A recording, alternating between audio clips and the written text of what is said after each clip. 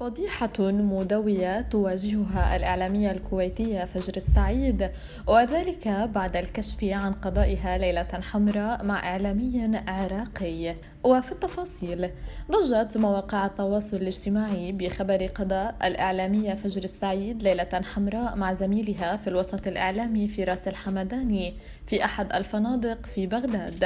وقام أحد الناشطين بنشر تغريدة قال فيها: كشفت وثيقة مسربة عن فضيحة أخلاقية تهدد الكويت على إثر علاقة أقامتها الكاتبة الكويتية فجر السعيد خلال زيارتها إلى العراق. وذكرت الوثيقة التي وقع عليها عدد من مجلس الأمم المطالبة بالتحقيق في الفيديو اللي يوثق ليلة حمراء في أحد فنادق بغداد مع الإعلام العراقي فراس الحمداني. وأرفق التغريدة في صورة للوثيقة وفجر السعيد وفراس الحمداني. هذه التغريدة دفعت فجر السعيد إلى الرد قائلة: يا خمة يا زبالة يلي أكيد أعراضكم مباحة، أستغفر الله العظيم، كان فيكم خير وفيهم رجال مو شي تاني، طلعوا الوثيقة وأنا أنشرها لكم، بس اللي يسوي هالشي أكيد مو رجال قولا واحدا.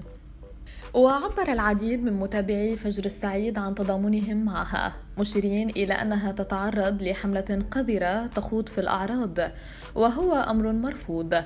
وربط ناشطون آخرون على مواقع التواصل الاجتماعي الحملة التي تتعرض لها فجر السعيد بخلافها الأخير مع الفنانة أحلام الشامسي والإعلامي صالح الجسمي، مشيرين إلى أن ما يحصل ممكن أن يكون من تدبير أحلام أو صالح الجسمي. ويذكر أن خلافا كبيرا كان قد وقع بين الإعلامية الكويتية فجر السعيد وشقيق الفنان حسين الجسمي المدعو صالح الجسمي بعد أن قامت الأولى بمهاجمة أحلام الفنانة الإماراتية، ما أدى إلى خلاف كويتي إماراتي.